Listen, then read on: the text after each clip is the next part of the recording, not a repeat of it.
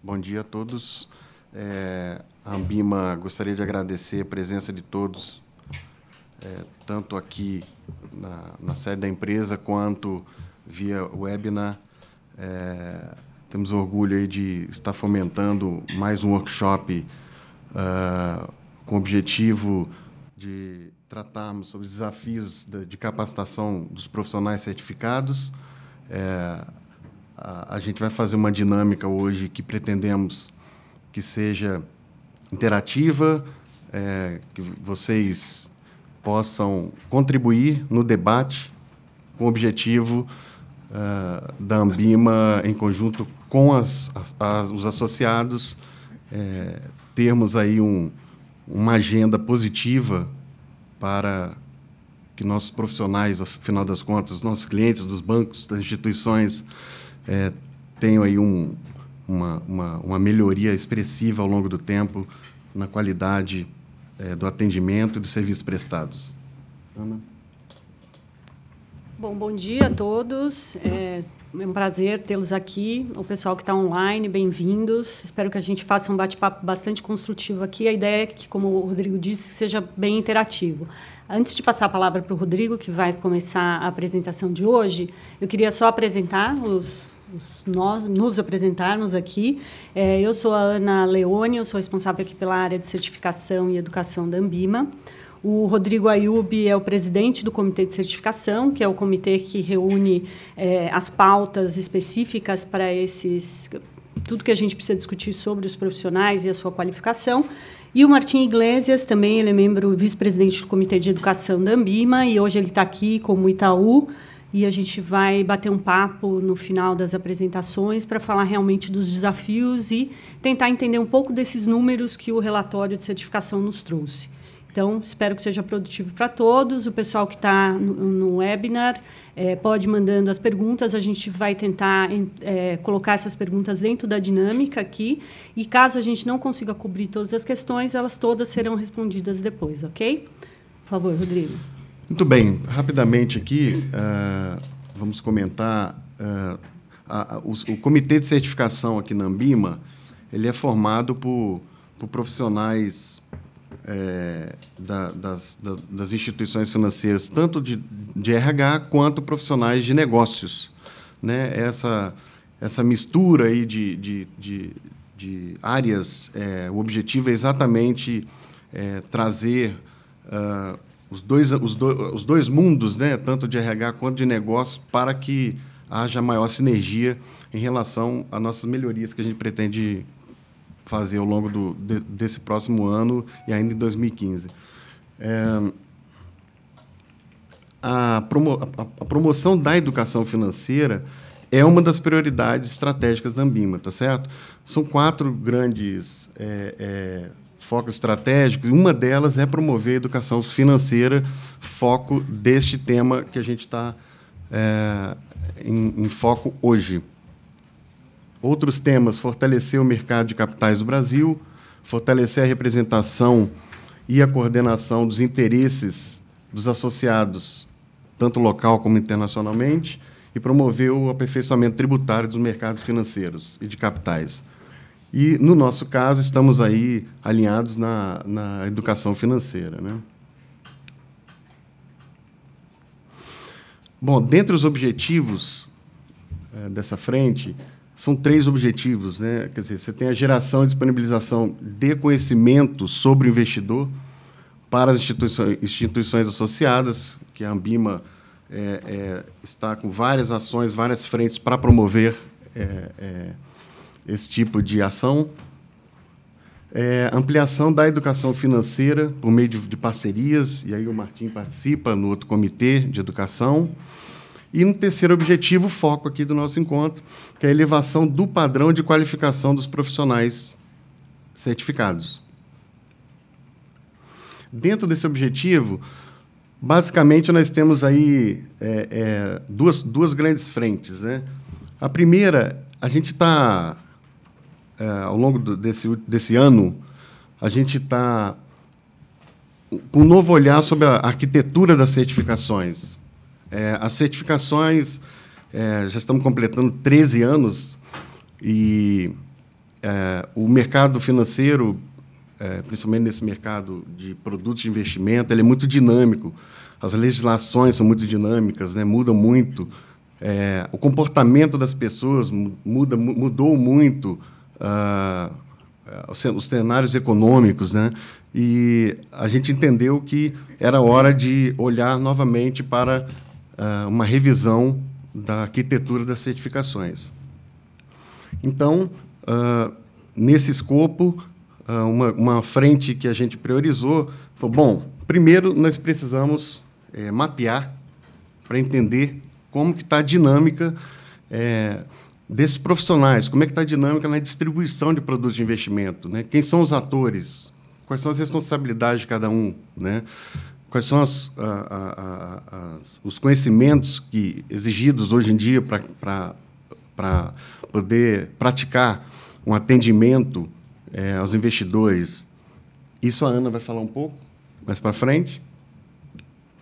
Depois, a gente encomendou uma pesquisa para entender melhor o que significa certificação, tanto do ponto de vista do próprio profissional, quanto do ponto de vista do investidor. Então, assim, como o profissional vê a certificação, como ele se vê como um profissional certificado, que valor ele dá a isso? A certificação influencia na melhoria da qualidade do atendimento, né? E do ponto de vista dos investidores, os investidores sabem que quem os atende são profissionais com uma certificação, e se sabem, fez alguma diferença ao longo dos últimos anos, né? Então, todas essas perguntas, a gente buscou as respostas por meio de pesquisa, não é isso, Ana? Que também ela vai comentar hoje aí mais detalhadamente. Além disso, isso gera, então, uma base, um insumo para a gente poder efetivamente rever a arquitetura das certificações, né? Então, obviamente, a gente está começando com a CPA 10, no sentido de revisar o conteúdo, né?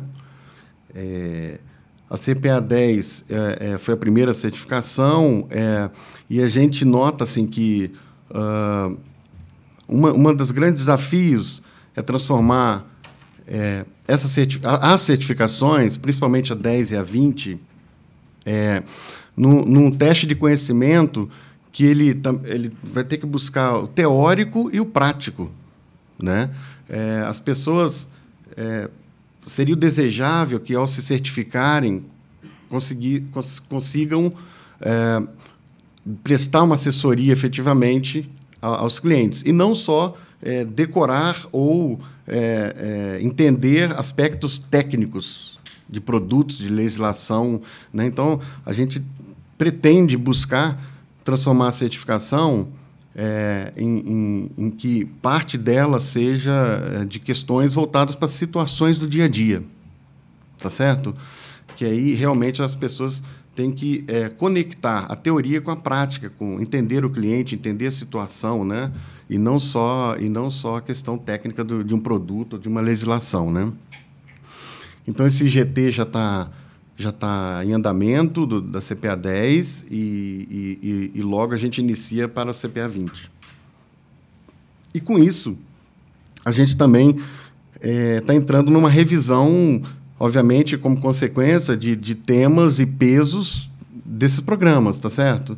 Então, por exemplo, na CPA 10, e possivelmente na 20 também, né? Ricardo Nardini coordena aqui também, internamente, nós estamos verificando a possibilidade de colocar a previdência aberta, porque não é do dia a dia, né?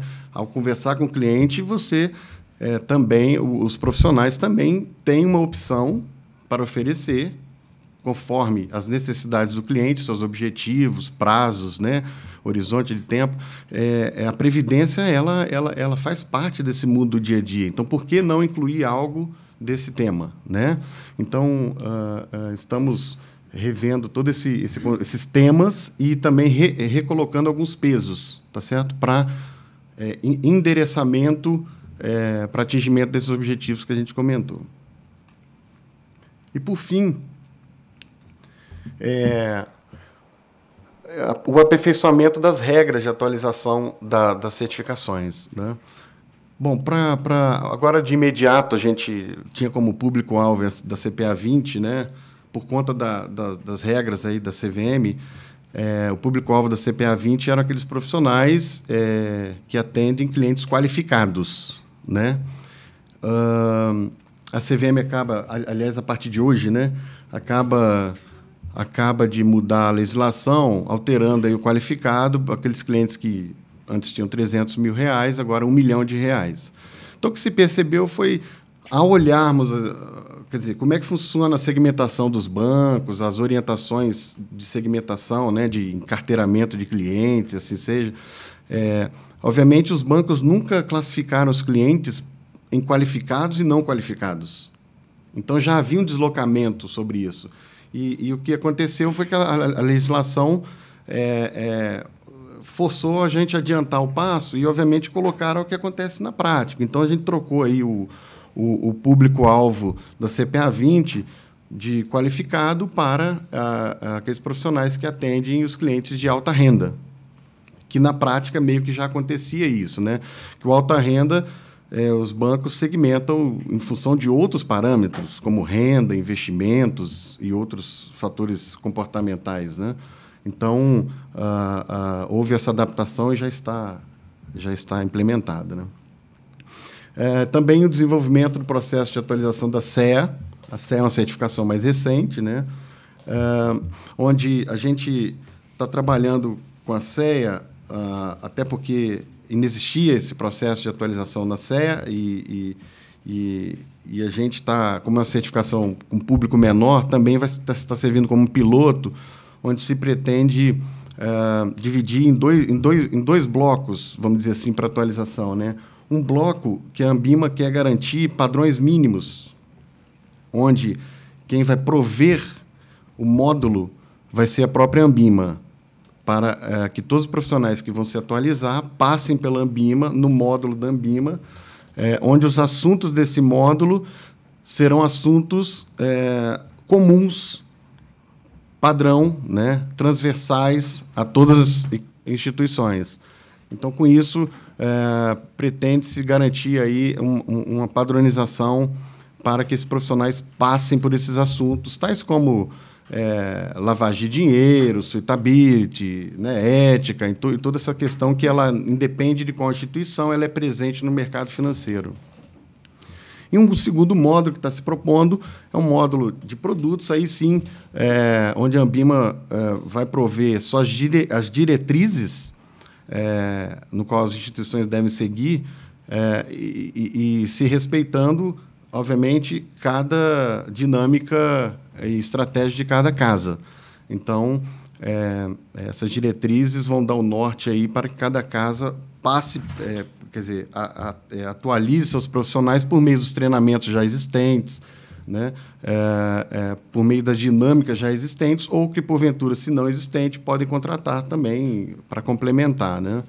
Mas, obviamente, entendendo que você tem pequenas instituições que, às vezes, vendem 1 ou 2 produtos, e você tem grandes instituições que vendem todos os produtos possíveis.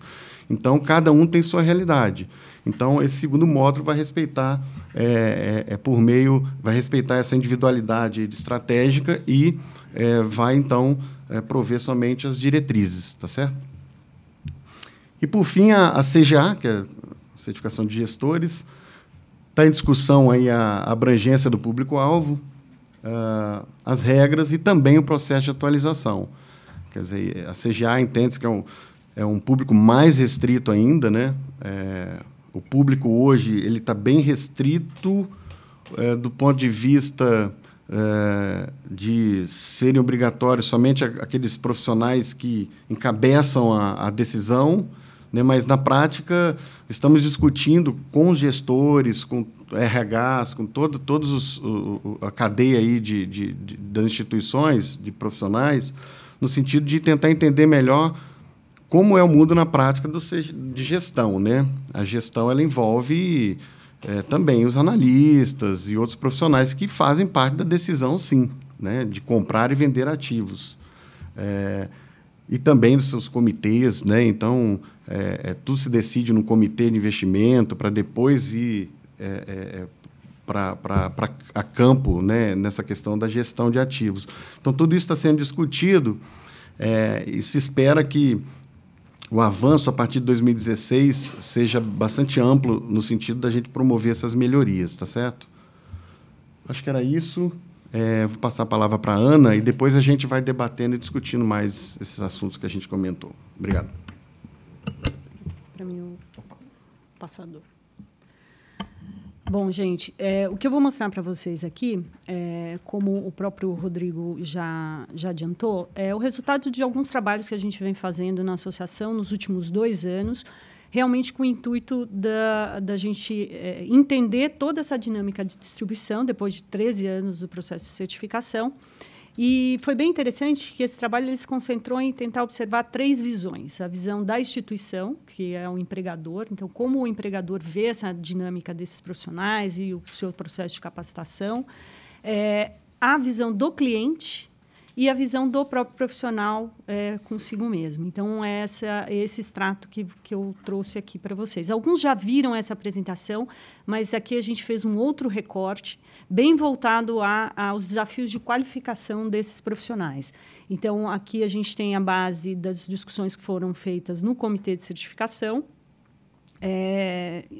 2 institutos de pesquisa que nós usamos, e também um processo o nosso relatório, que é a 2ª edição do relatório da certificação, que traz bastante coisa que temos na nossa base de dados, e a ideia aqui é a gente discutir um pouco a respeito desses números.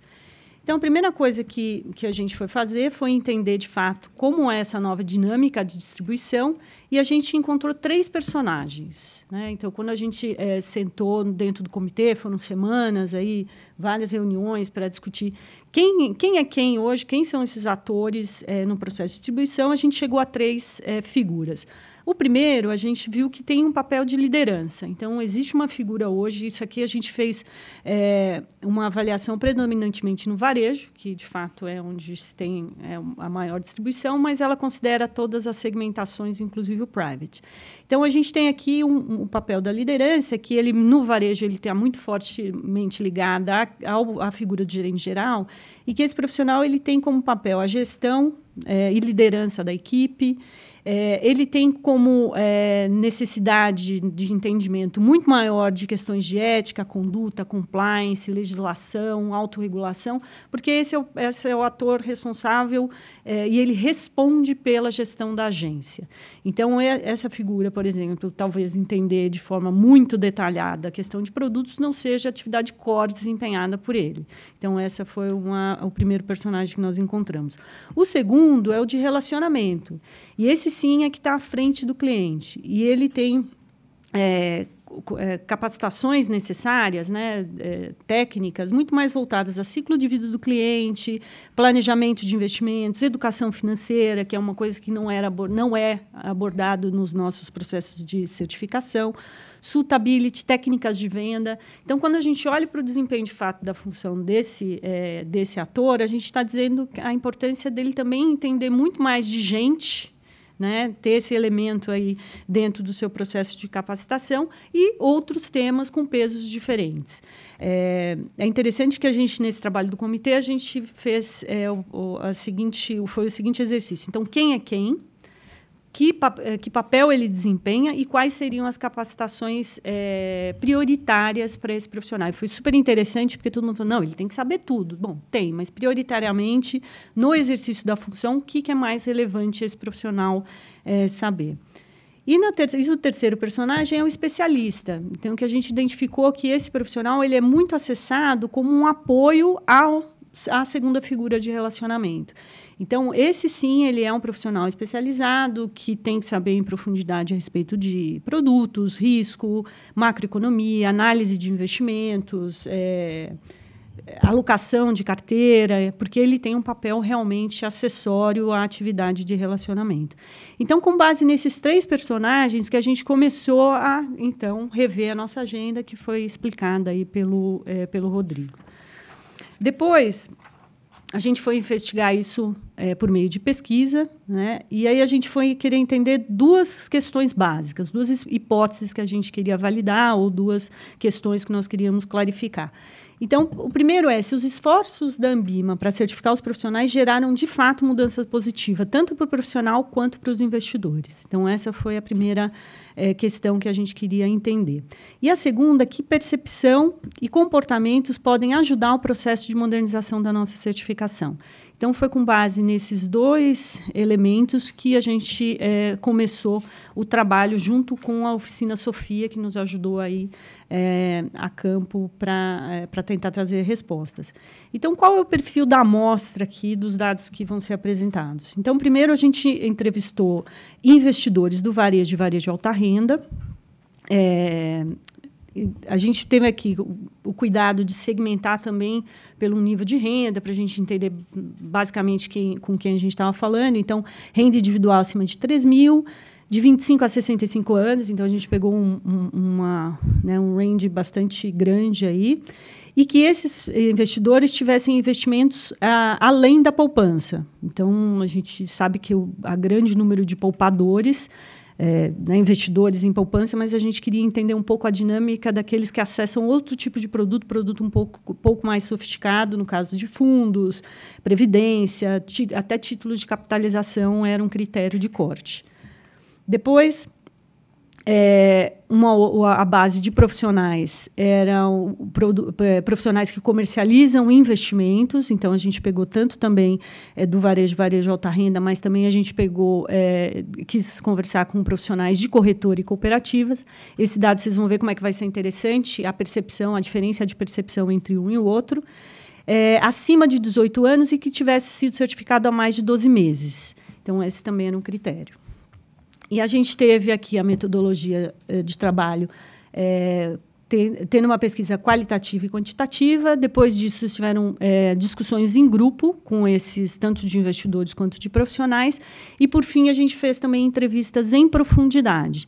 Então, pegamos um determinado profissional, o Instituto de Pesquisa quis entender claramente ou em detalhes as questões que estavam sendo abordadas. E também foi elaborado um questionário online.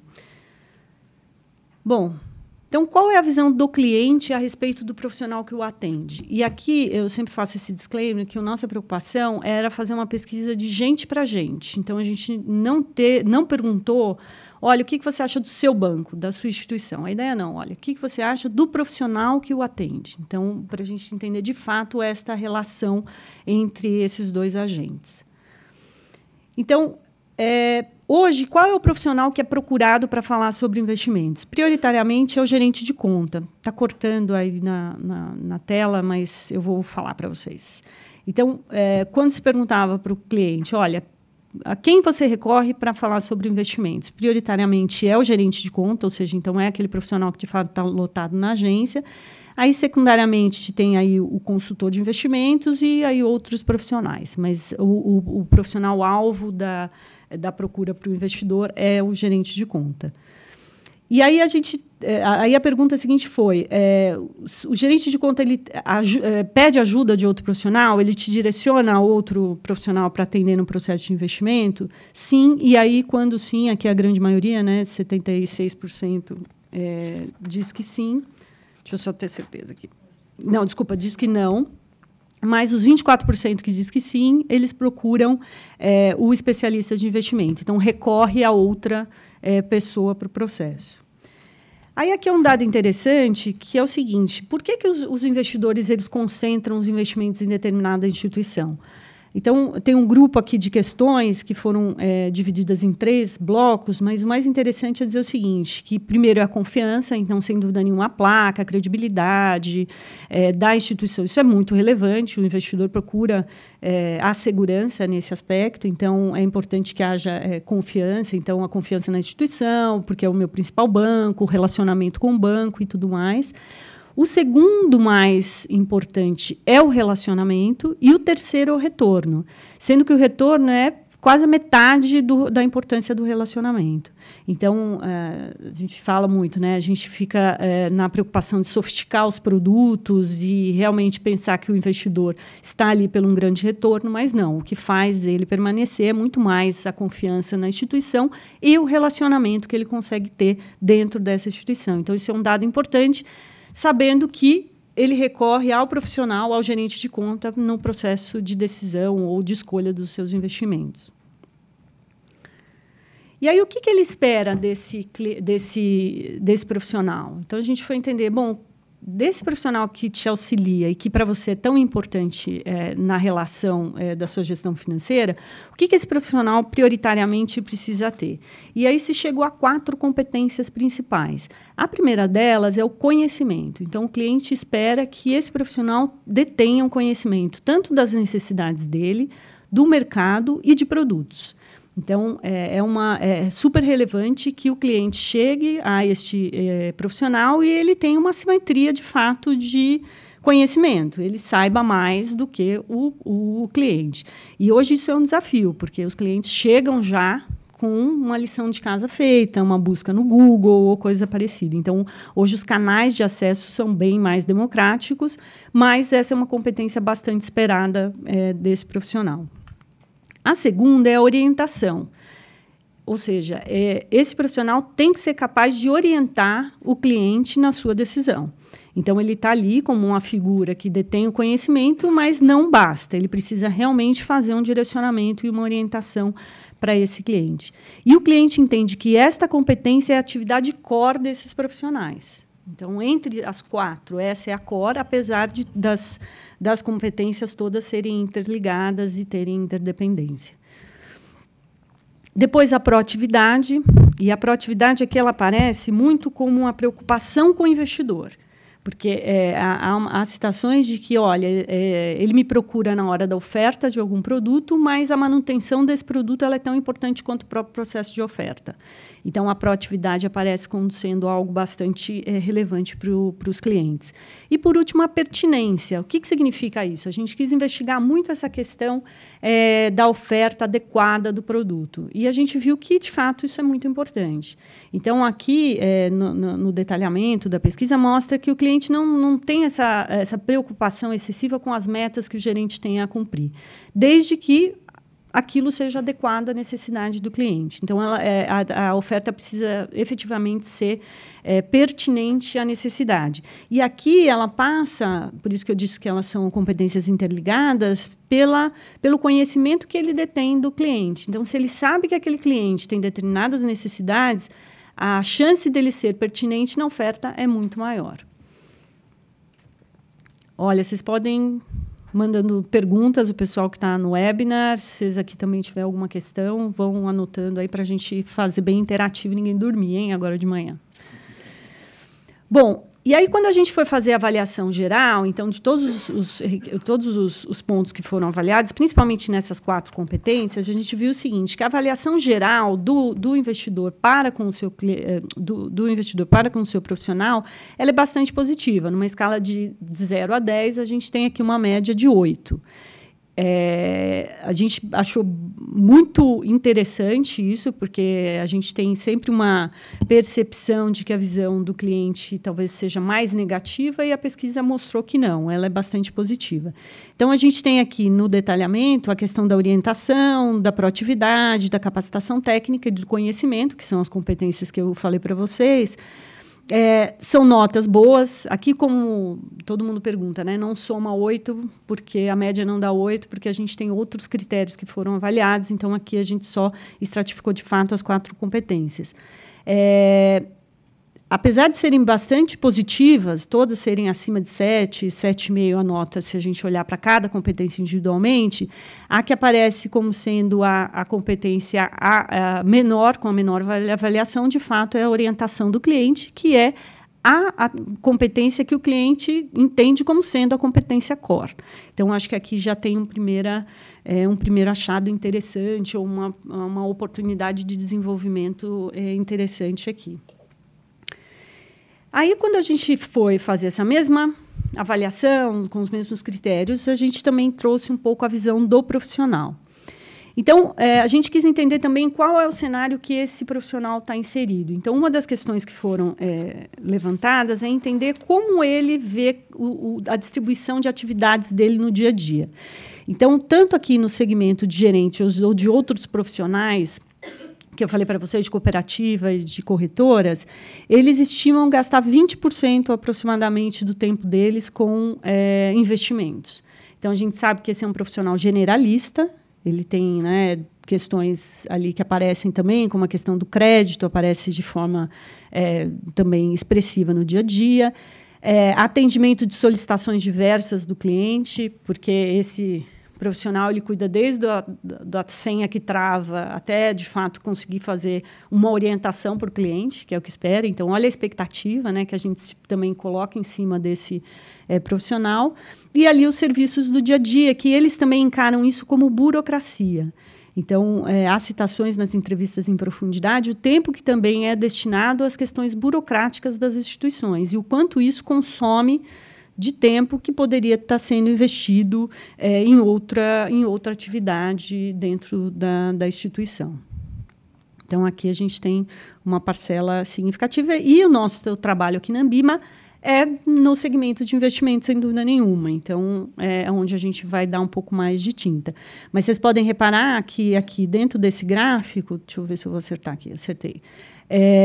O profissional que está em outros segmentos, que é um segmento mais especializado, ou seja, a atividade core já é investimentos, a gente está falando ainda de 50% e existem outras atividades também citadas aqui.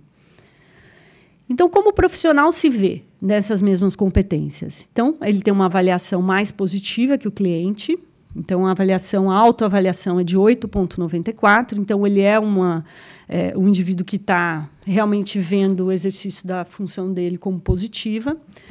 E quando a gente olha aqui os resultados individuais, ele se dá a maior nota justamente no conhecimento do cliente. Então, é aqui que a gente identifica o maior gap.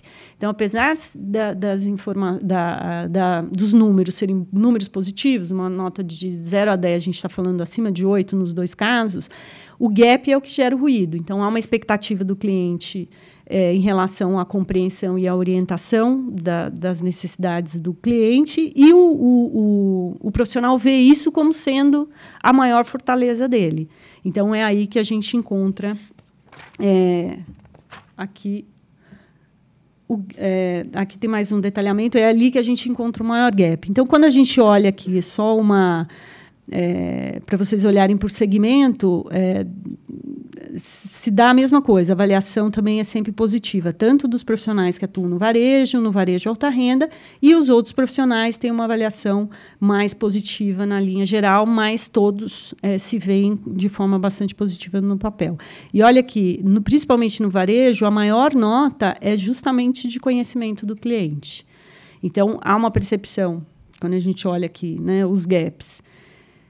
Nessa aranha, dá para ver que a parte de dentro são os investidores e de fora é a avaliação do profissional. Então, o gap acontece justamente onde entender os objetivos do investidor, né, oferecer produtos adequados, que está muito ligado... Aqui, os investidores olham muito mais essa questão da oferta de produto inadequada, muito mais por um desconhecimento da necessidade do cliente do que outro fator. Isso é muito interessante.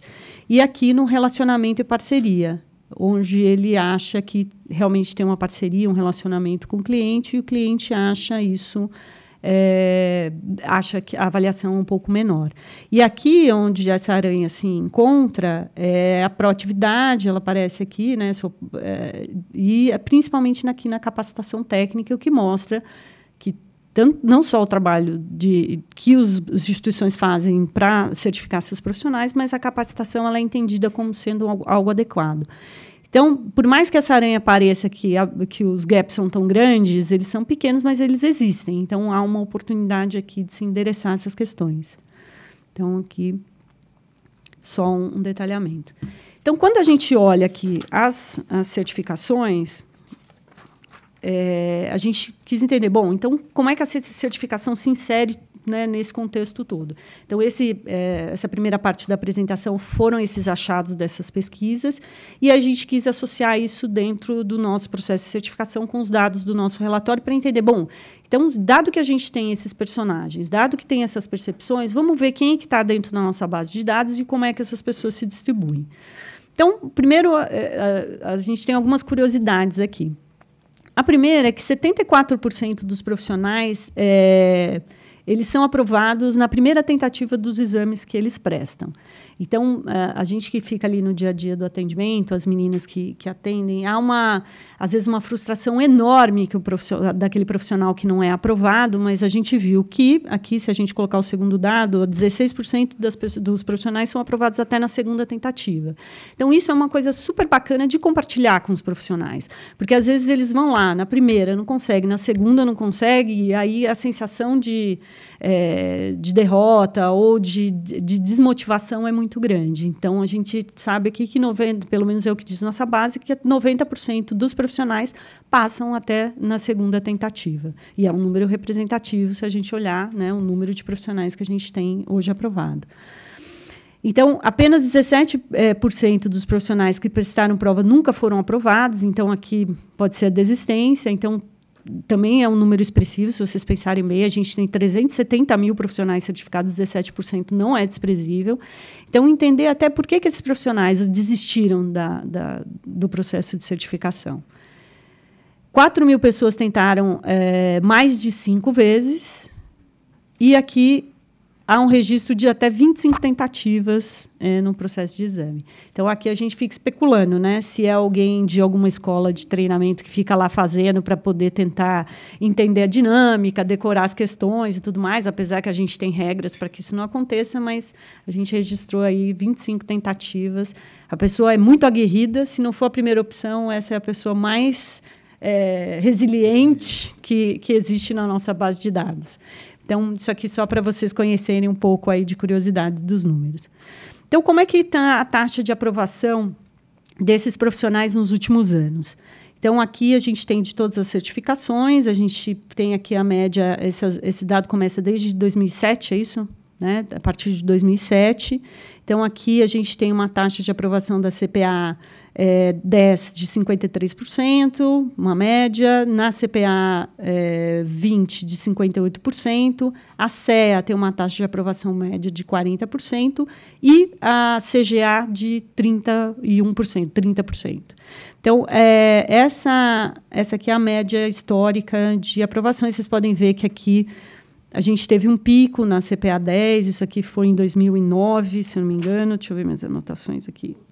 Oi? 2012, desculpa. 2012, aqui a gente começou a fazer as provas randômicas, a gente teve mudança no programa detalhado, então aqui teve um processo de mudança. Então, é uma linha que vinha crescendo e aí a gente está aqui no patamar, aqui teve uma queda também, mas, enfim, essas são as médias de aprovação. Então, às vezes, o profissional também fica bastante apreensivo, não passei, ou quanto eu tirei, enfim, mas essas são médias bastante positivas, né?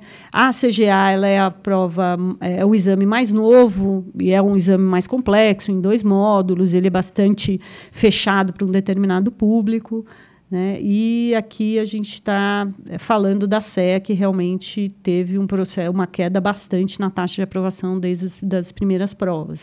O que naturalmente acontece na certificação é que, quando ela surge, os primeiros ou os principais, ou às vezes aqueles até mais qualificados, se certificam primeiro e depois vai fazendo a certificação residual. Depois, aqui, a gente tem a aprovação por faixa de idade, que isso também, para vocês que são de RH, acho que é um desafio, e vocês vão olhar também os próximos números. Aqui, a taxa de aprovação maior está entre profissionais de 18 a 25 anos, ou seja, uma molecada, um pessoal bastante jovem que está chegando no mercado de trabalho, e eles têm uma taxa de aprovação muito maior. Aqui, essa outra parte, aqui a gente está falando de profissionais de nesse pedaço aqui, a partir de 50 anos, 56 anos, e que é um desafio adicional qualificar ou tentar certificar esses profissionais, porque eles têm muita experiência, mas talvez pouco rito de sentar, estudar para uma prova, se preparar. A gente vê que esse também é um grande desafio, que muitas vezes o profissional está absolutamente capacitado tecnicamente, mas ele tem alguma coisa ali na hora do exame, um nervosismo ou uma falta de preparo emocional, e acaba não tendo um bom desempenho puramente pelo nervosismo no momento do exame. Então, esse eu acho que é um dado relevante para vocês de RH. A outra, que a gente quis também pegar ali, perceber e entender qual é como é que cada um desses profissionais, desses dois segmentos, varejo e os segmentos mais especializados, veem a certificação ou veem o seu papel dentro do mercado financeiro. A gente vê o seguinte, que para os gerentes de banco é um emprego. Né? Então, a gente sintetizou nessa palavra para dizer o seguinte: esse profissional acha que o processo de certificação ele é mais árduo, ele tem mais pedras no caminho e ele é menos continuado. O que significa isso? Ele vai ali, tira a certificação e ele acha difícil o processo todo, né, de estudar, se preparar, enfim, o próprio exame em si. Tem várias pedras no caminho, né? A dinâmica dele, tem outras prioridades, ele, em geral, é um generalista, então você tem essas questões que ele tem esta percepção sobre a atividade que ele desempenha. Ao passo que o profissional de corretoras ou mais especializados, ele vem como uma carreira. Então, há uma diferença significativa aqui, como esse indivíduo se vê no seu trabalho. Um ele vê, de fato, como um emprego, e o outro ele vê como uma carreira. E aqueles que entendem como uma carreira, ele vê o processo menos complexo, prazeroso e continuado. Ou seja, ele continuamente quer se qualificar para o exercício da função, que é o grande desafio também. Como é que a certificação ela é uma fotografia de um conhecimento, que a gente vai medir o conhecimento adquirido naquele momento, mas tão relevante quanto esse processo é o processo de educação continuada, que vocês investem bastante nos seus profissionais para isso. E aí, quais são as razões que levam esse profissional a obter uma certificação? A primeira delas é ele ver como uma obrigatoriedade para atuar na função.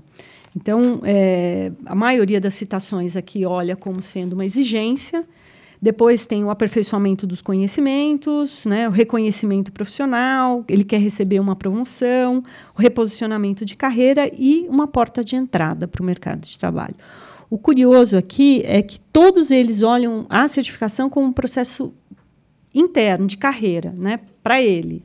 Vocês veem que não aparece aqui, por exemplo, a citação de atender o cliente ou de prestar um melhor serviço ao cliente. É sempre uma coisa voltada a receber uma promoção, eu ter mais oportunidade. Então, acho que é uma coisa também que um processo de comunicação pode ajudar nessa conexão entre a certificação e o que ele desempenha com o serviço prestado. Então, aqui tem a relevância da certificação para os profissionais. Então, eles dividem em algumas caixinhas aqui, né, alguns grupos de relevância. A primeira delas é o conhecimento. Então, a certificação é o quanto concorda com cada afirmação. Essa certificação transmite credibilidade para o profissional de investimentos. Então, tem um grupo aqui de competências importantes que tem a ver com o conhecimento adquirido, capacitação, valorização profissional, relacionamento e divulgação. A gente vai falar aqui sobre divulgação também. Mas o curioso, que, como eu falei no slide anterior, aqui sim aparece a citação, porque daí já é uma citação induzida, né, do pesquisador com esses profissionais. Aparece a questão aqui do relacionamento, mas são as menores relevâncias. Então, ele pergunta, o meu cliente sabe que eu sou um profissional certificado, isso é relevante para ele? 5,43. O meu cliente faz diferença para o meu cliente? Não. Então, quando se fala dessa questão do relacionamento, que é um valor super importante para o cliente, ele dá como sendo não relevante, ou ele dá a menor relevância para o processo na escolha da certificação, de fazer a certificação. Então, aqui, a gente quis entender se ele percebeu mudança depois que ele se certificou, se o desempenho da atividade dele mudou. Então, aqui, 64% sim vê que teve uma mudança. E aí, se vocês olharem aqui, novamente, aparece como sendo prioritário reconhecimento e promoções. Aqui, mais conhecimento e segurança para atender o cliente, capacitação, né, e a obrigatoriedade, aí sim, aparece em menor. Mas esse aqui é o extrato de quem vê valor. Esses 36% aqui, a gente talvez até tenha na pesquisa qual é a percepção que eles têm, mas esse aqui, daqueles que realmente acha que teve uma mudança, ele reconhece como sendo esses as mudanças significativas que aconteceram. Uma outra coisa, um outro dado importante é esse aqui. Foi perguntado se eles têm interesse em obter outra certificação. Então, a maioria sim, né, 84% tem interesse, e quando a gente pergunta qual, naturalmente é a CPA 20, porque o maior contingente de profissionais está na CPA 10. Então, acho que isso é um dado relevante também para vocês, da vontade que esses profissionais têm em adquirir mais conhecimento. E aqui, de novo, por que você quer? Porque eu quero receber uma promoção, aperfeiçoar meus conhecimentos, então está voltado bem aqui com o processo de carreira. E aí aqui, que eu acredito que seja também um dado que eu quero até ouvir depois de vocês um pouco a respeito disso, é que a gente entra agora nos extratos que vocês receberam até o relatório, não sei quem teve a oportunidade de ver, mas aí nos extratos justamente daquelas pessoas que vêm, dos profissionais que veem valor na certificação e o seu desempenho nos exames. Então, a certificação, ela traz benefícios para a carreira? Quando a gente olha na CPA 10, aqueles que acham que traz benefícios para a carreira têm uma aprovação de 53%. E aquele que acha que não tem, né, não tem benefício para a carreira, a aprovação dele é de 46% no exame. E dá para inferir também que deve ser um processo bem mais árduo para ele conseguir essa certificação. Quando a gente fala na CPA 20, a gente está falando de 61% de taxa de aprovação versus 54% de taxa de aprovação. Então, quando o profissional entende que aquilo vai fazer diferença para eles, não importa o motivo, seja desde promoção, atendimento ao cliente, enfim, aquisição de conhecimento, qualquer que seja, ele vê e objetivamente ele tem um desempenho mais positivo nos exames. Então, também aqui eu acho que abre uma oportunidade para trabalhar junto com esses profissionais. Aí aqui a gente perguntou se ele recebe algum apoio da instituição financeira para o seu processo de certificação. A grande maioria sim, né? E qual tipo de apoio? Boletins informativos, aparece como uma primeira citação, suporte ou material online, disponibilização de materiais. E aí aqui é interessante que uma das citações, acho que aqui, ó, ele recorre a outro profissional para o seu processo de qualificação. Isso é muito interessante. Eu lembro que, quando eu estava no banco, quando eu trabalhava em banco, a gente fazia lá, estava no começo das certificações, e tinha 2 ou 3 profissionais da mesa do banco que eram voluntários em capacitar os profissionais que precisavam se certificar. E era muito legal, porque aquele profissional tinha as mesmas realidades que a gente, e eles eram fundamentais no nosso projeto. O preparatório quem dava eram esses profissionais para a gente.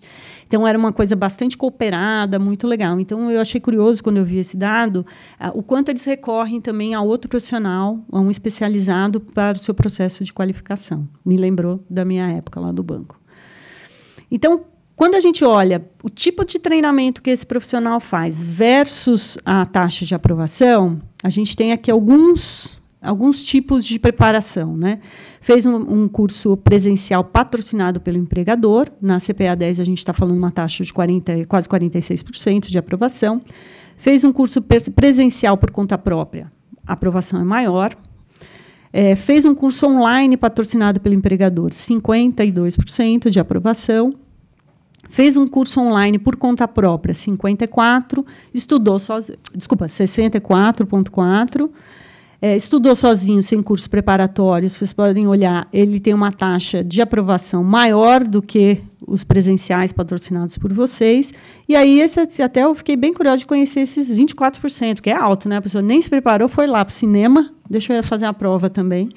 e teve uma aprovação boa. Mas, sem dúvida nenhuma, o destaque é para aquele profissional que faz um curso online por conta própria. Então, se a gente começar a casar os dados, a gente viu que as melhores taxas de aprovação estão no público que tem a idade, que são os mais jovens, que tem uma familiaridade muito maior com as tecnologias, hoje o processo de aprendizado deles é diferente, e a gente vê aqui que aquele que paga do bolso e faz online tem um desempenho maior nos exames. Na CPA 20, avaliando as mesmas formas de preparação, a gente tem o mesmo resultado. O melhor resultado, e aqui é bem grande, 71%, é quem fez por conta própria, pagou por conta própria, né, os cursos online. Quem estudou sozinho também tem um desempenho bem expressivo, quase 64% de aprovação. Então, aqui também é um desafio, né, para avaliar a forma que esses profissionais estão preparando e o investimento que vocês estão fazendo nesse preparatório, né, nesse processo de capacitação e qual é o retorno efetivo que isso tem dado às suas casas. Na CEA, é a certificação que isso muda um pouco. Então, ela aparece aqui como quem fez um curso presencial, patrocinado pelo empregador, tem um desempenho maior, 50%. Quem fez o curso presencial por conta própria, é surpreendente, assim, né? A taxa de aprovação bem baixa. E aqui, olha, o preparatório estudou sozinho também, quase 37%, quase 38%, também é um dado interessante. Quando a gente olha a CEA, a CGA, que é uma certificação mais complexa, porque ela tem 2 módulos, a gente está falando que o curso online pago pelo empregador tem um melhor desempenho, tanto no módulo 1 quanto no módulo 2. Então, acho que esse aqui também é um dado interessante aí para vocês de RH. E aí a gente pergunta aqui,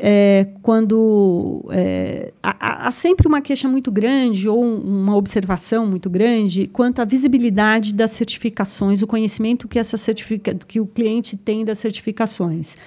Então, quando a gente perguntou lá para os clientes, você já ouviu falar na Ambima? E, olha, daí eu concordo com eles mesmo, né? Grande maioria, não. A Ambima, ela tem uma associação de classe bastante especializada, que o público geral não tem o conhecimento, a percepção do que faz a Ambima. Mas daqueles que conhecem, olha, se já ouviu falar da Ambima, você já ouviu falar das certificações? E aí aqui cita os canais que eles já viram as certificações, e o cartão de visita é o mais citado.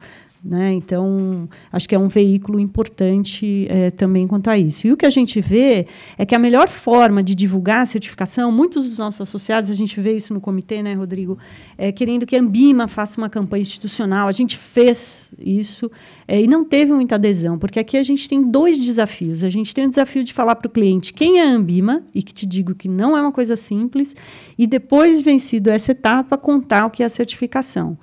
Ao passo que a placa de vocês já é familiar ao cliente. Então, o melhor canal de divulgação e evidência da certificação acaba sendo a própria instituição. Então, aqui a gente pergunta para o cliente se a certificação faz ou não diferença. Então, aqui sim, né, tem uma diferença quando ele é atendido por um cliente com a certificação. Então, também aqui, tanto no relacionamento, capacitação profissional, né, a divulgação aparece aqui. E a gente quis também entender, então, qual é a melhor forma de divulgação das certificações. Porque a gente tem sem dúvida nenhuma, qualquer certificação, desde a ISO, da OAB, das certificações da Ambima, do IBCPF, né, o CFP, todas elas precisam ser divulgadas para quem entenda o valor. Né? Quem aqui compra alguma coisa sem o selo do Inmetro? Principalmente se for a cadeirinha do carro do seu filho. Então, porque há uma conscientização da importância daquilo, do trabalho que é feito por trás, porque o selo pelo selo ele não faz diferença, mas o que faz diferença é saber a garantia de que aquele profissional ele tem uma qualificação mais especializada que o profissional que não tem a certificação. Então, aqui, quando se perguntam qual a melhor forma, aparece, em primeiro lugar, mesmo os próprios canais das instituições fazer essa divulgação desse processo para que o cliente faça essa conexão. né? Então, sites especializados, jornais e revista, o cartão de visita é bastante citado aqui, né? Programas de TV, a gente tenta, mas ainda não chegamos lá. Mas, sem dúvida nenhuma, o canal de vocês para esse processo de divulgação acaba sendo bem efetivo. Bom, aí a gente quis fazer aqui só a gente materializar, então, hoje, quem é o profissional. Se a gente pudesse criar uma pessoa CPA 10 e uma pessoa CPA 20, quem seriam essas pessoas? Então, a gente viu o seguinte, que o profissional CPA 10, e isso até fui bem alertada pela minha equipe, de que essas informações que estão aqui, elas são as informações de maior ocorrência dentro da nossa base de dados. Tá? Então, a gente fez aqui o que seria o ideal, unindo todas as citações mais frequentes dentro da nossa base de dados. Então, o profissional CPA 10 hoje, ele é um porto-alegrense, ele teria 21 anos, ele fez o curso online sem auxílio da empresa, ele passou na primeira tentativa, ele considera que a prova tem um grau de dificuldade médio, ele já estava vinculado a uma instituição financeira, não atua na área que exige a certificação, então ele buscou essa certificação ainda não atuando na área, se inscreveu por conta própria para fazer o exame e acredita que a certificação vai trazer benefícios significativos para o desempenho da atividade dele. Então, esse é hoje o profissional ideal. Se a gente fosse desenhar ele seria isso. Porque a gente viu que a maior taxa de aprovação é em Porto Alegre, a maior faixa etária de aprovação é em torno de 21 anos. Quem se aprova melhor é o que faz o curso por conta própria e assim por diante. Se a gente fosse pegar o CPA 20, ele seria uma mulher, uma sergipana, que é o estado que mais aprova CPA 20, teria 30 anos, então a gente está falando de uma idade de outra faixa etária, fez o curso online, de novo, sem o auxílio da empresa, por conta própria, passou também na primeira tentativa, considera a prova difícil, então aqui a gente já tem um outro trabalho interessante, que pode o RH colaborar com isso. Não estava vinculado à instituição financeira, então esse também é um dado curioso. Não atua na área que existe, naturalmente, se inscreveu por conta própria e acredita que a certificação trará benefícios, mas não muito importantes para a carreira dele. Ok? Bom, é isso de dados. Acho que temos bastante coisa para debater aí com vocês. E aí, agora, antes do debate, o Martim vai falar um pouco que reflexos que isso aqui, esses dados, um pouco do trabalho do comitê, pode refletir no negócio e quais são as oportunidades que a gente tira daí. Bom, bom dia a todos.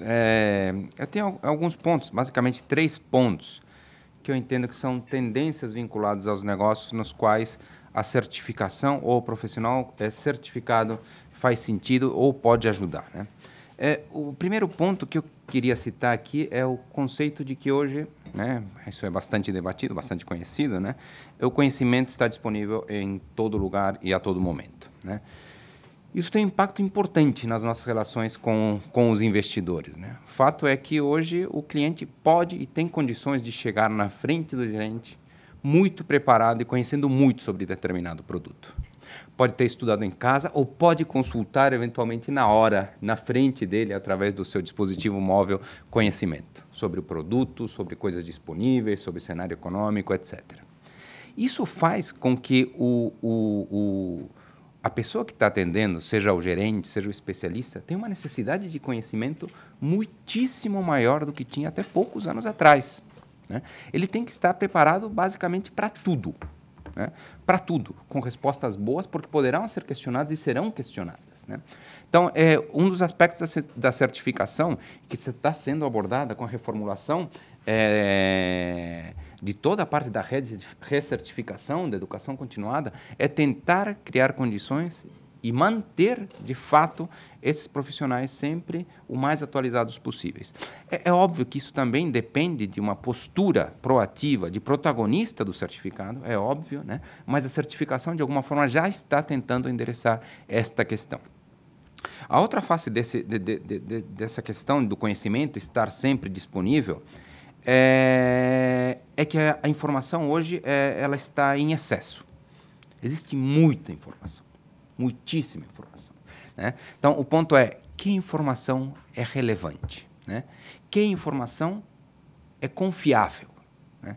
E, nesse sentido, volto ao ponto que a Ana acabou de citar, que as certificações tendem a trazer uma confiabilidade muito grande, desde que elas sejam, de fato, divulgadas, conhecidas e reconhecidas, né? Então, acho que esses são 2 pontos, 2 faces importantes, não vai entender, do fato do conhecimento estar sempre disponível a todo momento. O segundo ponto, que acho que é muito importante na questão bancária, é o processo que nós estamos vivendo de digitalização de agências, né? Então, cada vez mais as relações estão sendo feitas através de mecanismos digitais, né? Com trocas de e-mails ou trocas de texto através de diversos mecanismos, né? Por telefone, né? Diversas formas, né? Mas o fato é que a grande parte das interações agora estão completamente registradas.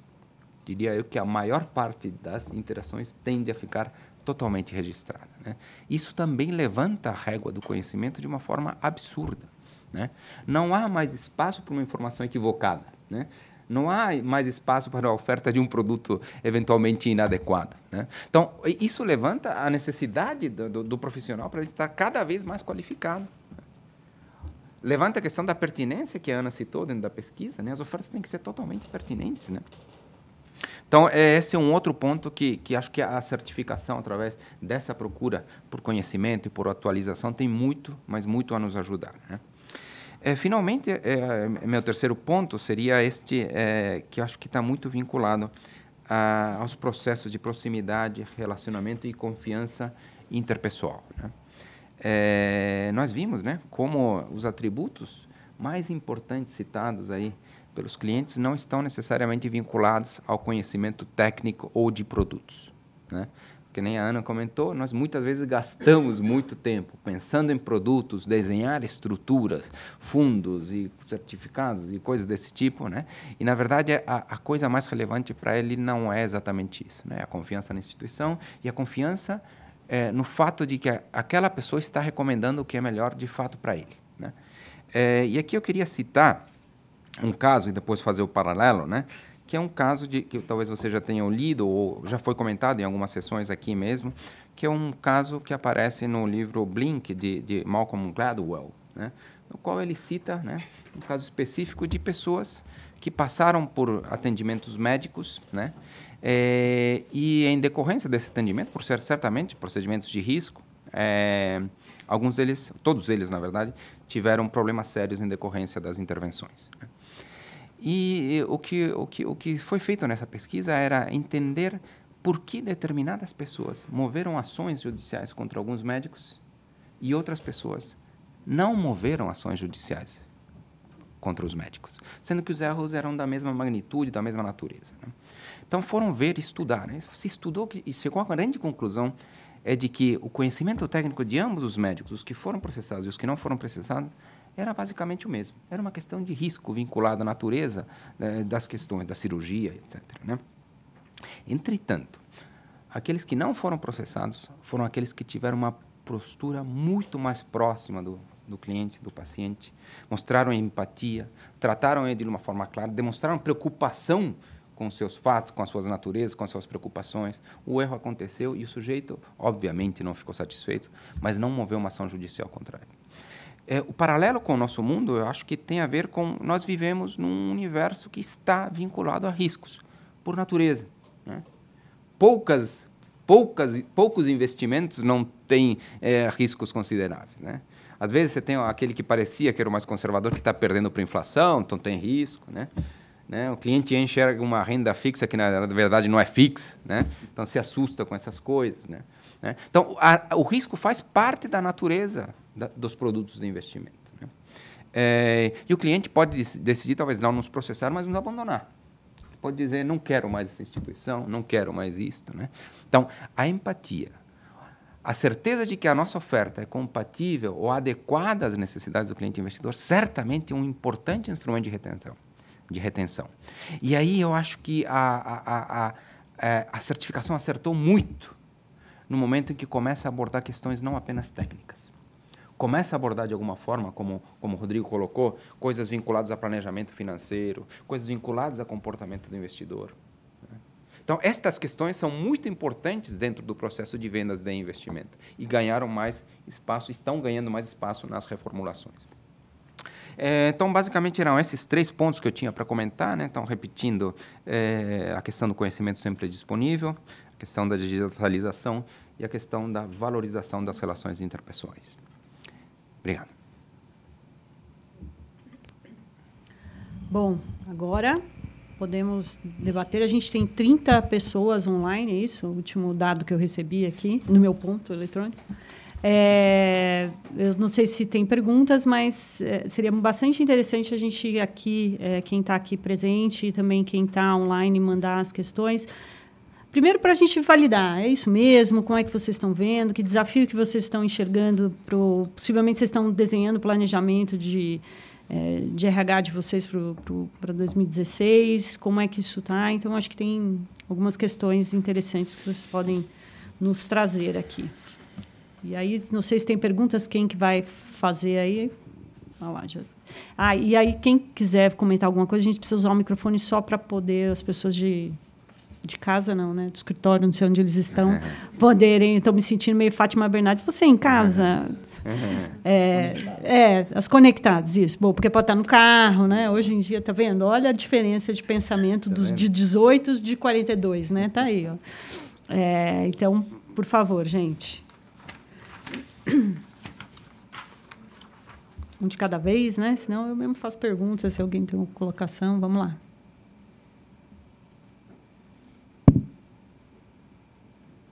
Não? Que tal eu fazer umas perguntas para vocês agora? Eu acho que, assim, uma das coisas interessantes, não sei se que alguém está formulando aí alguma pergunta, mas, primeiro, para a gente entender como é que vocês veem, se alguém puder responder, que eu acho que é interessante para a gente começar a compreender aqui, essa questão do valor que o profissional dá quando ele faz por conta própria o exame ou quando ele é patrocinado por vocês. Acho que essa é uma questão importante a gente entender mesmo, como é que vocês veem esse desafio, porque, no fim, como eu disse, vocês investem, né, na qualificação desses profissionais e, no fim, eles estão tendo um desempenho maior quando eles buscam isso por conta própria. Vocês veem isso dentro das suas instituições? Dá para inferir alguma coisa dentro do negócio? Não sei, vocês dois também, que são de bancos, se puderem colaborar. E até mesmo complementando essa questão de fazer curso presencial online, vocês veem essas diferenças nas instituições de desempenho? Porque, obviamente, os custos são diferentes, né? E, obviamente, você está falando... O que a pesquisa mostrou foi que um custo mais caro mostra um resultado pior. Uhum. Né? Ou seja, é convergente até aos objetivos de eficiência operacional, né? De eficiência financeira, de gastos e tal. Como é que vocês veem isso também, complementando o que a Ana... Eu tenho 2 comentários aqui. Acho que, em primeiro lugar, eu acho que... sou professor também, tá? Dou aula, ontem dei aula. Eu sei que a questão da pressão para a prova, na hora das provas, é algo que tende a jogar contra as notas, né? Esse é um fato, eu vejo isso, né? Então, você vê gente bem preparada em aula, que na hora da prova não vai bem, o cara ficou nervoso, né? Eu acho que tem alguma coisa que está um pouco vinculado, não sei se é o mais importante, mas eu acho que tem gente que decide por conta própria ir prestar um exame, né? Exatamente porque sabe que não quer se expor perante o RH caso não passe, né? Não quer uma série de coisas, né? Então, quando ele faz por conta própria, às vezes se inscreve por conta própria, talvez o peso da responsabilidade da aprovação seja um pouco menor, né? Uhum. Ele só vai contar se passar. Você só vai saber se ele passar. Nas estatísticas ele vai aparecer como reprovado, mas internamente ele não vai nunca se demonstrar como alguém que errou, que falhou, que passou, né? É semelhante aos investidores de bolsa, né? Que só falam quando ganham, né? É verdade. Então, esse acho que é um ponto que talvez interfira, talvez não resolva toda a questão, mas acho que é um ponto que tem a ver com a pressão da prova. Talvez tenha um outro ponto que tem a ver exatamente com o fato de que o sujeito investe algum dinheiro, tempo e tudo mais numa coisa do seu próprio bolso, quando ele já se sente um pouco mais preparado, ou já vê que talvez tenha algumas tendências, uma tendência maior ou mais propenso a passar, né? Então, talvez na estatística tenha uma seleção contrária, digamos assim, né? Aqueles que prestaram eram os que já tinham uma tendência um pouco mais natural a isso, né? Então, não sei se esses pontos são todos, talvez tenha mais alguma outra coisa, talvez, eu acho que não dá para descartar o fato de que talvez algumas das pessoas que prestaram com treinamento interno, por obrigações vinculadas ao trabalho e tudo mais, foram, entre aspas, forçados ou colocados numa situação na qual elas não estavam confortáveis também, né? Uhum. E aí talvez isso se reflita numa nota, numa avaliação um pouco menor. Estou pensando aqui, né? Quais aqui, algumas explicações que podem estar vinculadas a isso, né? Alguma colocação? Ó, tem lá. Você leva o microfone ali? Refletindo um pouco nessa conversa, eu concluo às vezes que, mais pelo profissional de agência, né? Não sou profissional do RH, sou profissional de compliance, mas conversando um pouco, na época que eu estava em banco, não em distribuidora, é a pressão que esses profissionais da rede de agências possuem até para não perderem o seu emprego. E acho que talvez isso é ruim. Acho que valeria muito mais a pena você incentivar e mostrar a importância, né, e a relevância, não da certificação, mas do conhecimento obtido, porque isso é a única coisa que ninguém vai tirar de você, né, o conhecimento que você tem. Então, talvez essa questão de o profissional que vai por conta própria, ele tem um desempenho melhor do que ele tá pressionado, talvez seja muito por isso. Porque no momento em que ele precisa fazer a prova, porque ele precisa garantir o emprego, e nós estamos falando ali de mães de família, de pais de família, muitas vezes, né? E não fica claro para ele a importância daquilo para ele mesmo como pessoa, né? Uhum. E não só aquela pressão de que ou você passa na certificação ou você vai ser demitido, né? Então, acho que talvez seja isso, né? Presencial online, eu funciono melhor com pessoas, né? Tem gente que funciona melhor no online, aí acho que são duas opções. Mas refletindo um pouco nessa questão de pagar ou não pagar, acho que é um pouco isso, né? Seria muito mais saudável esse profissional entender a importância desse conhecimento do que a pressão. Certo. Mais algum comentário? Bom, Rodrigo, eu sou gerente da divisão de educação continuada do Banco do Brasil. E, para a gente, a nossa realidade ela é um pouco diferente do mercado, porque, primeiro, que nós não podemos ir ao mercado e contratar as pessoas. Então, nós precisamos, como a única forma de ingresso no Banco do Brasil através de concurso, nós precisamos trabalhar muito a capacitação dos profissionais. E, na relação entre quando eu pago pelo meu treinamento e quando a minha empresa me fornece, tem aquela máxima que se diz assim, que a parte mais sensível do corpo humano é o bolso, né? Então, isso já gera em si mesmo vamos dizer assim, um motivador adicional que ele não vai, o profissional ele não vai querer perder aquele investimento que ele fez. Mas, por outro lado, um movimento que nós fizemos recentemente, que foi de abrir a capacitação do CPA 10 e CPA 20 online para todos os funcionários, e que foi um movimento que teve uma grande repercussão dentro do banco. Nós trabalhávamos com um público-alvo específico, e ao abrir isso há cerca de um mês, né, Tomás, um mês e pouco atrás, o reflexo que isso teve na quantidade de pessoas que buscaram essa capacitação e que, por consequência, vão buscar a certificação, isso vai trazer uma coisa muito importante para a instituição, porque, embora a gente já tenha muito profissional certificado, até profissionais que não atuam e que não precisariam ter a certificação, mas dentro do banco, né, no caso do Banco do Brasil, a certificação legal ela tem um papel também de encarreiramento muito forte, um papel de distinção, um papel de colocar, por exemplo, um escriturário que está numa agência no interior do Pará com oportunidades de virar um assistente do private no interior do Paraná, por exemplo.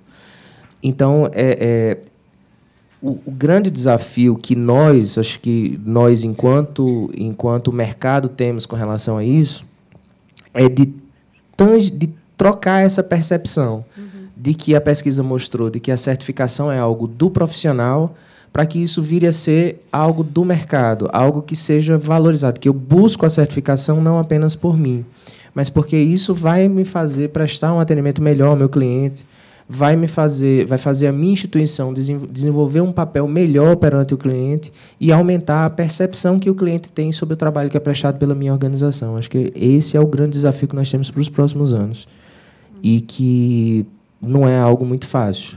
Acho que a gente tem que usar aí muitas estratégias nesse sentido. Tem aqui, ó.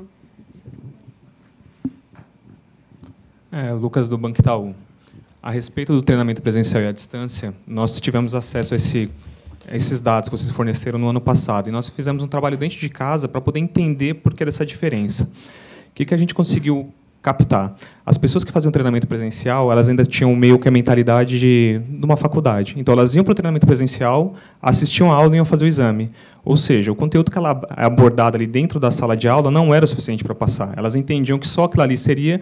Elas não tinham a mentalidade de pegar uma apostila, fazer uma releitura, tentar abordar um material que não foi tratado dentro de sala de aula. E, por isso, o número de aprovação ele era bem baixo. Quando a gente falava do treinamento à distância, das pessoas que não estavam passando, ainda é um pouco cultural. Poucas pessoas ainda têm o hábito de estudar sozinhas. Então, é uma coisa que entra até meio em conflito, né? Se você manda no presencial, ela quer ver só o presencial. Se você manda ela estudar à distância, ela assim, não se sente confortável. E a questão das pessoas que estavam passando, quando elas estudavam sozinhas, vai diretamente no que o amigo falou aqui, quando pega no bolso.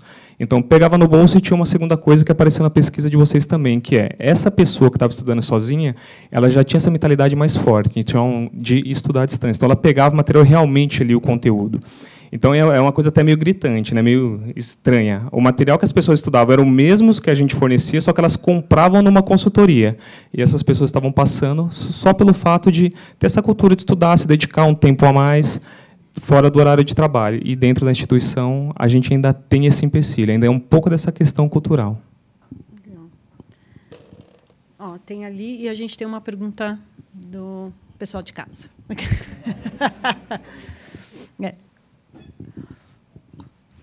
Oi, Clarice, do Banco Bradesco.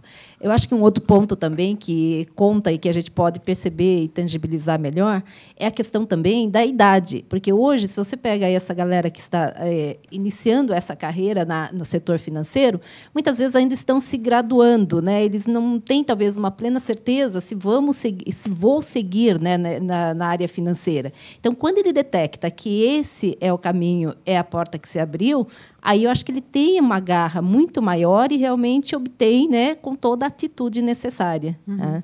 E tem esse esforço extra. A instituição concedendo, né, um treinamento presencial online, ou ele buscar por conta, né, porque acho que a própria Ana falou hoje que as informações estão aí, né, eu quero me qualificar, eu busco. Né?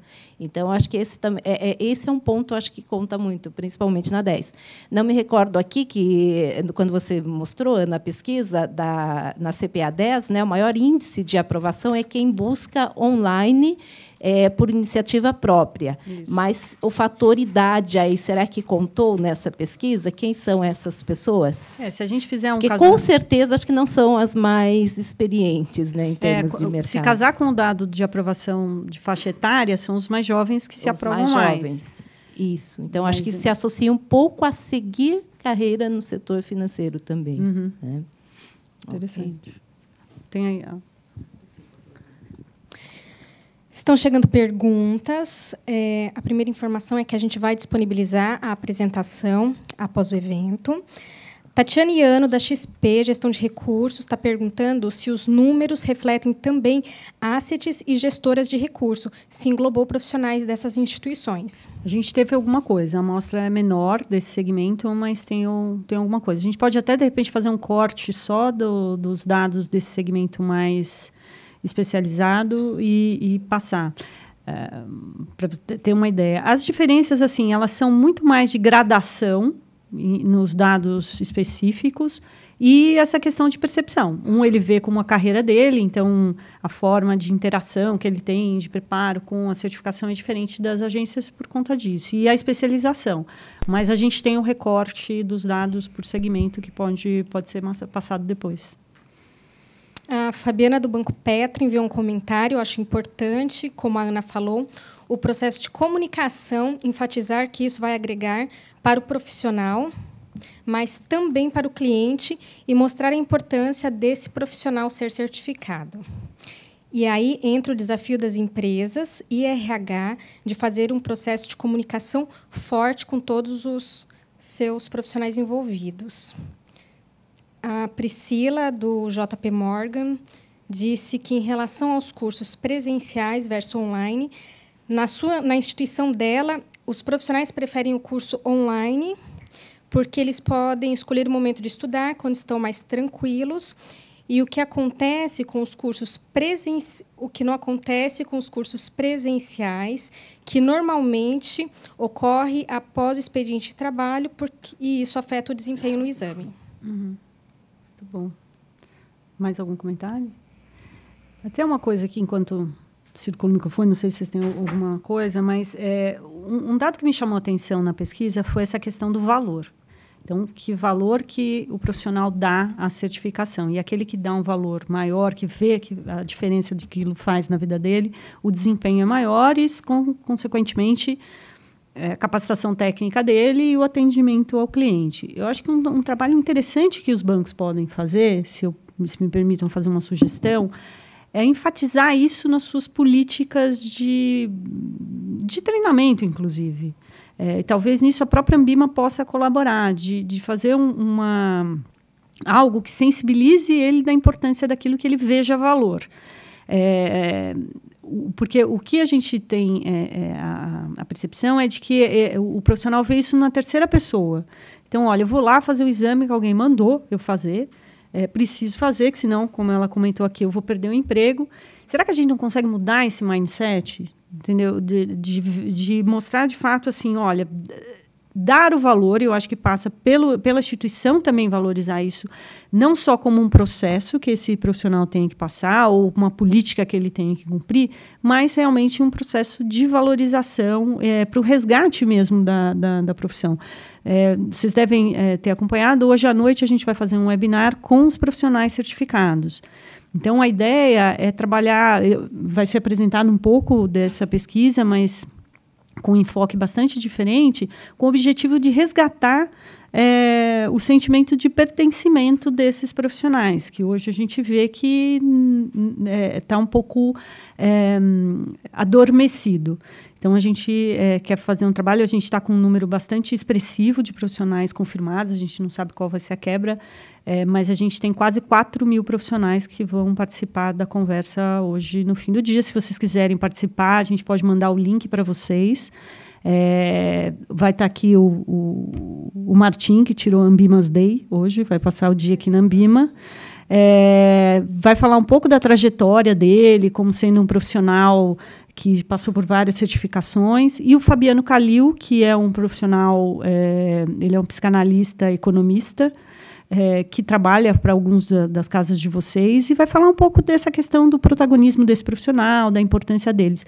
Mas, sem dúvida nenhuma, eles ter essa tutela do empregador, que o empregador realmente vê valor nisso e não vê como sendo um processo burocrático, acho que é um primeiro passo para que ele tenha um desempenho maior. O fato é, se ele perceber isso, ele terá um desempenho maior. Os números mostram isso. Então, eu acho que é uma grande oportunidade, talvez, de investir um pouco do budget que vocês têm em treinamento, exclusivamente para fazer esse resgate mesmo e a importância da qualificação. E ele tem interesse, inclusive, em buscar outras certificações disponíveis no mercado, não apenas a da Ambima, para compor até essa figura generalista que ele tem hoje, e existem outras certificações para isso. Uma das formas também, o Rodrigo Belchará comentou ali, quer dizer, uma outra forma, quer dizer, no nosso caso, Banco do Brasil, quer dizer, nesse processo de encarreiramento, quer dizer, a concorrência, a pessoa fez um concurso e vai ficar lá prestando sua carreira até que desista para fazer outra coisa, mas enquanto estiver lá vai buscar um processo de encarreiramento. Quer dizer, ao você, como gestor de RH, né, por exemplo, dar mais peso numa concorrência para os certificados, isso já é um processo que induz a valorização da certificação, né? E isso a gente tem muito forte lá. Quer dizer, para determinados cargos, para determinadas, né, posições, você dá mais peso na concorrência, no seu currículo interno, vamos dizer assim, né? Uhum. Então, isso faz também bastante diferença, como indução e a percepção dos profissionais também. Isso aparece também Isso aparece também dentro do Itaú. Muitas certificações, de fato, aparecem dentro das competências ou as necessidades que são feitas para subir na carreira, né? Então, eu acho que isso geralmente é uma questão que acho que isso gera bastante motivação nesse sentido, né? Muitas vezes essas questões estão totalmente vinculadas às necessidades jurídicas ou coisas, né? ou de regulação, mas muitas vezes não. Elas estão vinculadas muito ao conhecimento necessário, né? Então, a pessoa sabe que a gente quer determinada certificação para determinados cargos, muito porque a gente sabe que se a pessoa foi certificada naquilo ali, embora não tenha as necessidades de regulação daquela certificação, ela tem um conhecimento adquirido necessário. E aí acho que pega um pouco no ponto que você comentou, né? Então, tem um incentivo também ao conhecimento decorrente aí da certificação. Tem mais comentário? Vamos. Tem algumas perguntas bem específicas sobre equivalência de certificação e cursos. E a gente vai tratar pontualmente, após o evento, responderemos todas as questões e algumas são endereçadas, inclusive, à nossa área de supervisão. Legal. Que está aqui representada, inclusive. Eu não sei se alguém tem mais alguma colocação. Aqui tem mais uma. Tomás, do Banco do Brasil. Acho que só complementando um pouco o que você falou, Ana, eu acho que a gente tem que abrir um leque também para certificações, não só as obrigatórias, né? Eu acho que a gente tem uma preocupação muito grande em formar esse profissional. No banco, por exemplo, a gente trabalha, nós temos 3 programas de certificação, um deles são as legais, que seriam essas que você apresentou. Tem outros que são aquelas de mercado, que a gente tem hoje registrado em torno de 150 certificações. E a gente realiza também umas certificações internas, que nós mapeamos 13 áreas de conhecimento que são fundamentais para o exercício do trabalho, do dia a dia dos funcionários, e a gente faz 2 eventos anuais, presenciais, normalmente acontece no domingo, e a média de inscritos para esses exames são em torno de 55 mil pessoas, e aplicamos anualmente em torno de 210 mil provas. Provas, não certificações, que eu acho que é outra coisa que a gente precisa trabalhar também, é desconstruir essa ideia, essa ligação de certificação com prova. Eu acho que a certificação ela vai muito além de uma mera prova. Eu acho que a gente tem que pensar nisso. Eu acho que até para a Ambima também pensar nas revisões das certificações, o que fazer para que essa certificação vá além de uma mera prova. Que muitas vezes as pessoas só olham a certificação como eu vou fazer uma prova para ter uma chancela para encarreiramento e outras coisas mais, mas precisa ir além disso. Legal. Eu li um artigo esses dias que foi bem interessante, mas acho que cabe bem aqui a analogia, que era sobre filhos, e aí o artigo diz o seguinte, as crianças de hoje em dia elas têm muita dificuldade de entender o processo, elas entendem a coisa que ela tem para fazer. E no processo de educação, tudo é um processo. Então, ela dá o exemplo ali de que hoje você contrata um jovem, você contratou ele para passar o PowerPoint, passar o PowerPoint, mas fazer o PowerPoint é a responsabilidade de outra pessoa. E que esse jovem não entende o processo que ele precisa passar. E ela dá o exemplo, ela fala, olha, isso pode começar a ser exercitado desde criança, eu tenho 2 filhos pequenos. Então, a criança precisa entender que tomar banho não é o ato de entrar no chuveiro. É um processo em que precisa começar antes do banho, que é separar a roupa que vai usar, pegar a toalha, entrar no banho, tem o pós-banho, que é o se trocar e colocar todas as coisas no lugar. Então, se a criança não entender que as coisas fazem parte de um processo, elas, sem dúvida nenhuma, vão agir de forma... Na fase adulta, elas vão entender que elas não fazem parte de um processo.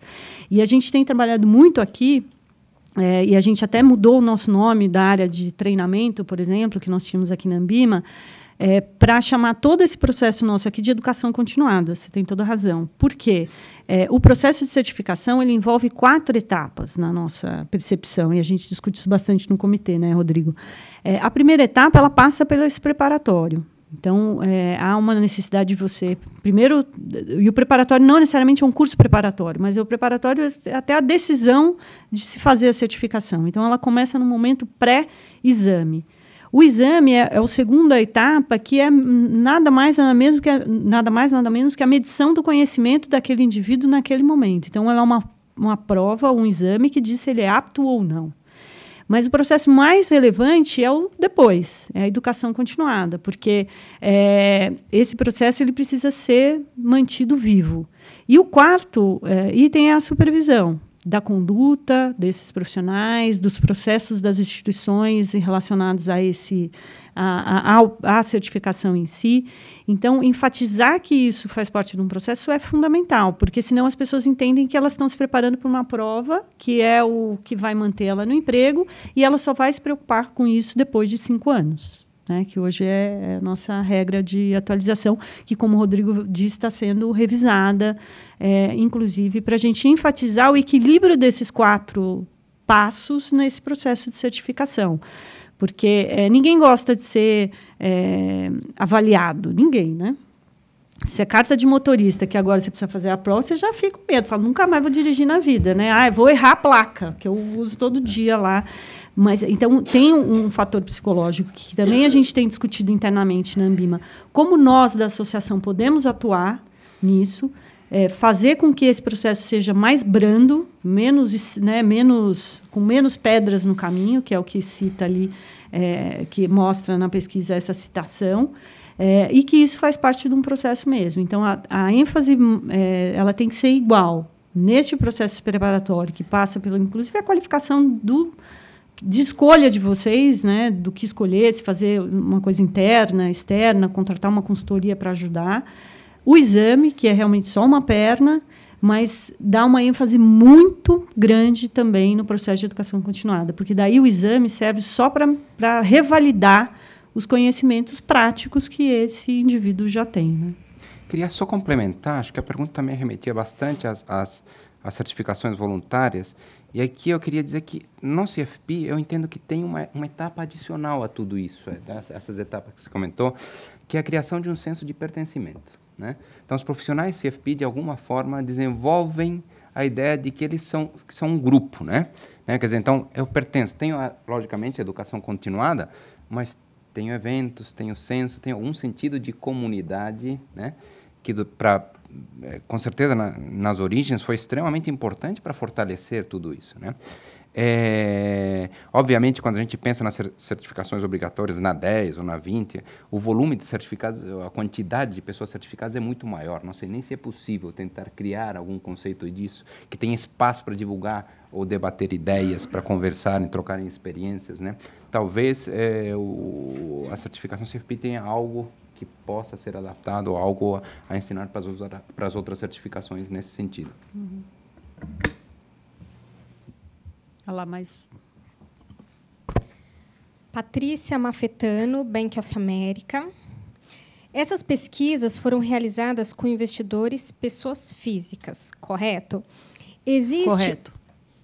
Existe algum tipo de levantamento específico para ver como os investidores pessoas jurídicas enxergam as certificações? Não temos. Olha, esse é um debate até em outras pautas, assim, porque o Rodrigo acompanha bem a questão do suitability, por exemplo, para a pessoa jurídica. Então, quem é a pessoa jurídica? Porque por trás tem um indivíduo. Né? O cara só está ali na função de diretor financeiro. A pessoa jurídica ela tem vários cortes, né? Quer dizer, você tem aquelas empresas corporate, large corporates, aquelas grandes empresas que, em tese, por trás, tem uma gestão financeira profissional, né?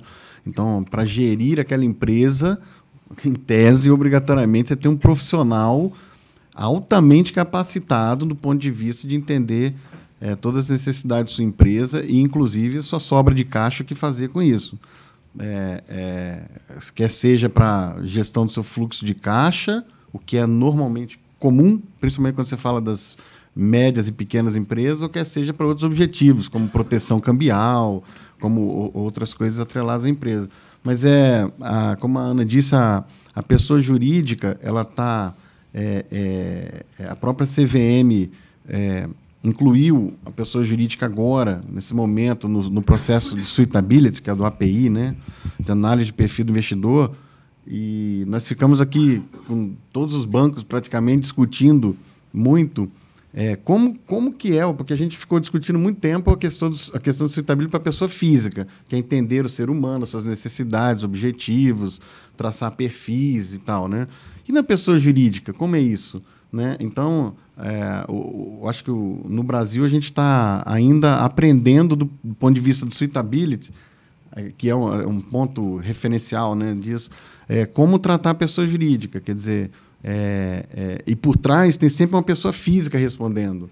Existe uma influência da pessoa física que pode ser trocada de cargo em outro momento e fica valendo, na verdade, o quanto é que aquela pessoa física responder em nome da empresa, o quanto é da empresa mesmo, né? Uhum. Então, eu acho que um próximo passo é a gente, assim como a legislação está imperando do ponto de vista de código, suitability e tal, a gente tentar entender melhor esse mundo de pessoa jurídica.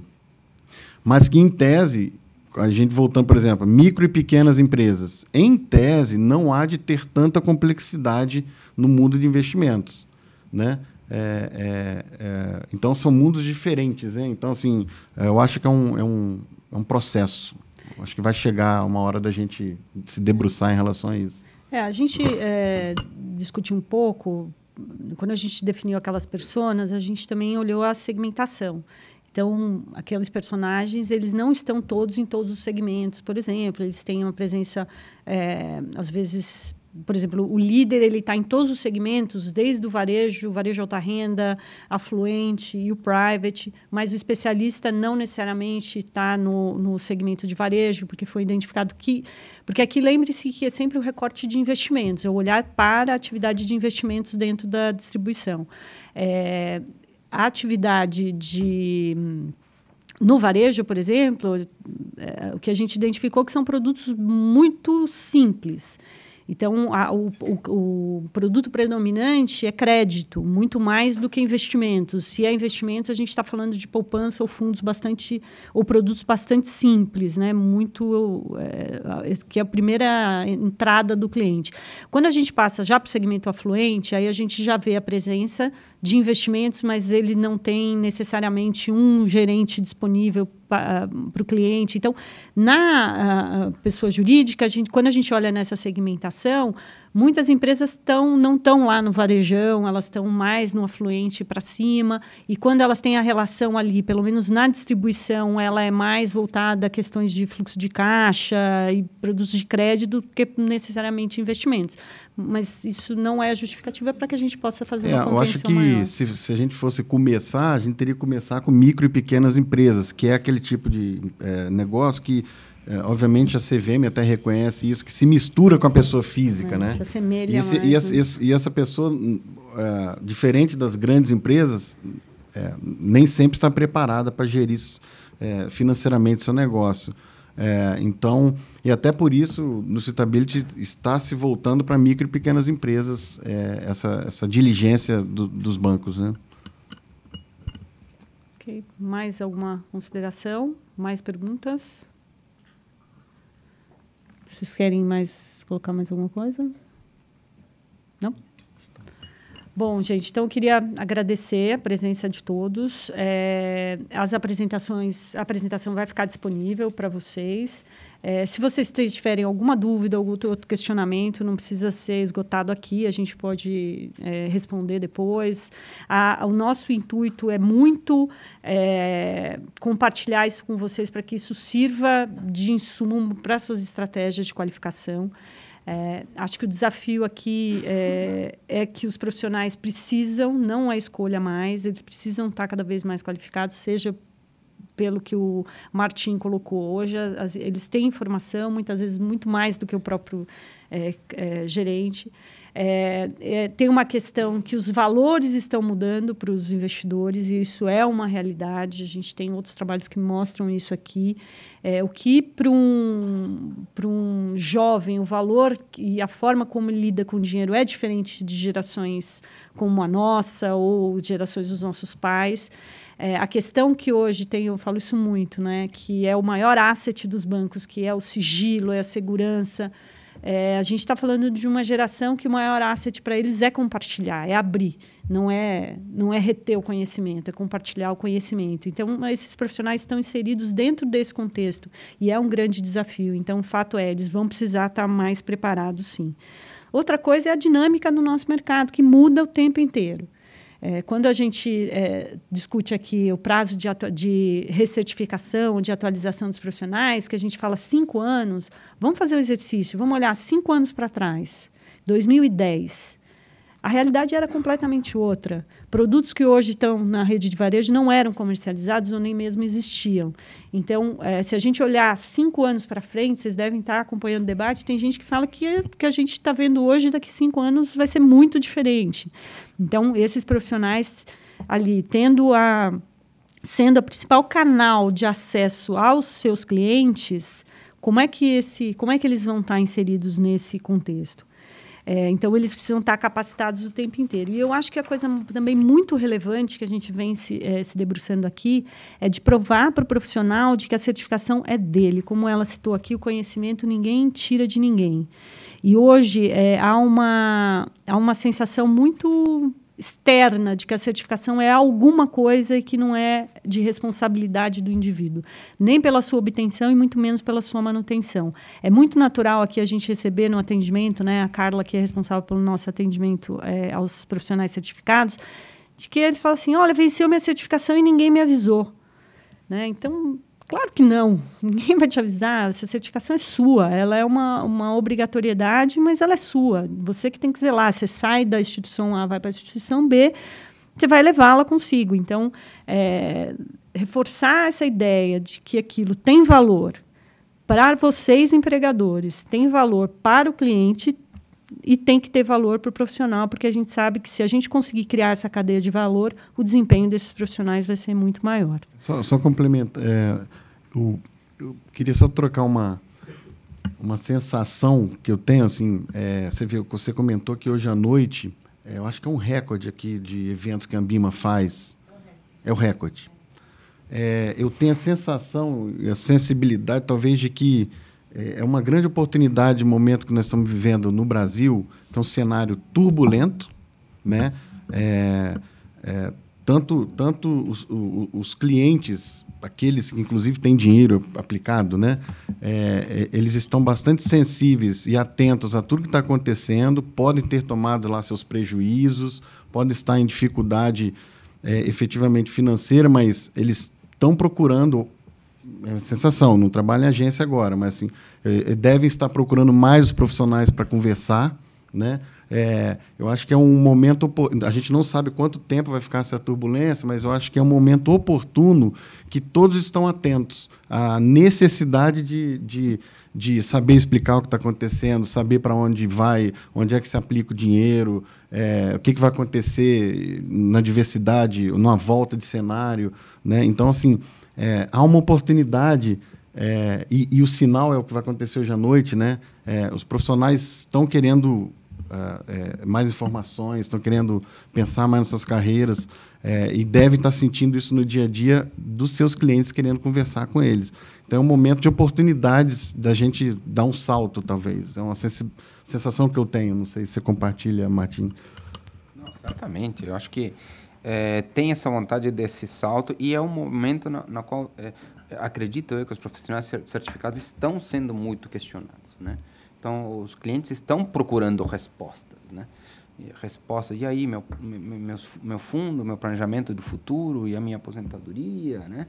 Então, eu acho que talvez um pouco essa troca de experiências, seja através desse fórum, seja através de outros fóruns que existem ou que possam vir a existir, eu acho que são lugares extremamente importantes.